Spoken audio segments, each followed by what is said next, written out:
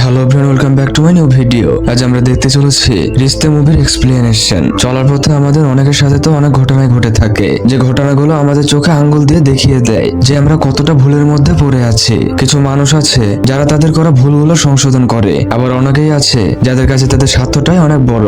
আজ ঠিক তেমনই একটা মুভির গল্প বলতে চলেছি। তো চলুন কথা না বলে শুরু করা যাক আজকের মুভির এক্সপ্লেনেশন।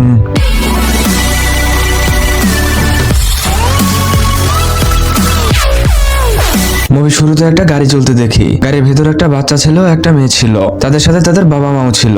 গাড়িটি ছুটে চলেছে তার গন্তব্যের দিকে। এদিকে আমরা একটা ছোট্ট মেয়েকে দেখি। মেয়েটি রাস্তার পাশে পেঁপে বিক্রি করছে। মেয়েটিকে দেখে খুবই ক্লান্ত মনে হচ্ছে। একটু পর গাড়ির ভেতরে থাকা মহিলাটি বলে, বাচ্চা মেয়েটি পেঁপে বিক্রি করছে, চলো আমরা পেঁপে কিনবো। এটা শুনে লোকটি বাচ্চা মেয়েটির সামনে গাড়ি থামায় এবং পেঁপের দাম জিজ্ঞাসা করে। মেয়েটি বলে 30 টাকা স্যার। লোকটি তার স্ত্রীকে বলে পেঁপে তো 30 টাকা। মহিলাটি বলে এত দামের পেঁপে খাওয়ার দরকার নেই, চলো আমরা চলে যাই। লোকটি বলে বাজারে তো 20 টাকা, এই শুনশান জায়গায় এই পেঁপে 30 টাকা ঠিকই আছে। এই শুনে মহিলাটি বলে ঠিক আছে, আমি পেঁপে নিয়ে আসছি। এই বলে মহিলাটি গাড়ি থেকে নামে। মহিলাটি বাচ্চা মেয়েটিকে বলে তোমার পেঁপে 20 টাকা দেবো। বাচ্চা মেয়েটি বলে ম্যাডাম 20 টাকা তো আমার কেনা, ঠিক আছে আপনি আমায় 25 টাকা দিয়েন। এই শুনে মহিলাটি তার ছেলেকে দেখিয়ে দিয়ে বলে তোমার ভাইয়ের জন্য কিছু কম রাখো। এটা শুনে মেয়েটি বাচ্চা ছেলেটির কাছে আসে এবং তাকে গাড়ি থেকে নামায়। মেয়েটি বলে ভাইয়া তুমি পেঁপে খাবে? ছেলেটি বলে হ্যাঁ দিদি খাবো। মেয়েটি একটা পেঁপে বাচ্চাটির হাতে দেয়, কিন্তু ছেলেটির হাত থেকে পেঁপে মাটিতে পড়ে যায়। এদিকে বাচ্চা ছেলেটি মন খারাপ করে। মেয়েটি আরেকটা পেঁপে বাচ্চা ছেলেটিকে দেয়। পাশ থেকে মহিলাটি বলে তোমার পড়ে যাওয়া পেঁপের দাম দিতে পারবো না,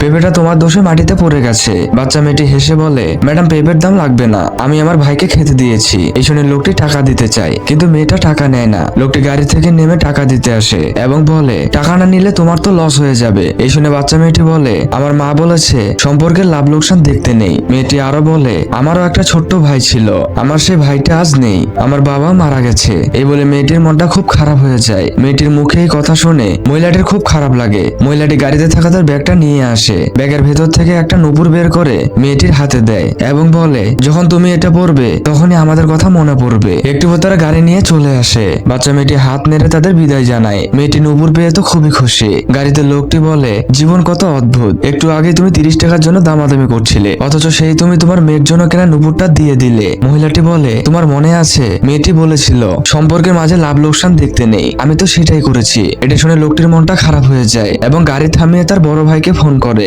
লোকটি বলে ভাইয়া আমাদের বড় মার্কেটটা তুমি নিও, আর আমি যে প্লটটা নিতে চেয়েছিলাম সেটাও তুমি নিও, আমি ছোটখাটো কিছু একটা করে চালিয়ে নেব।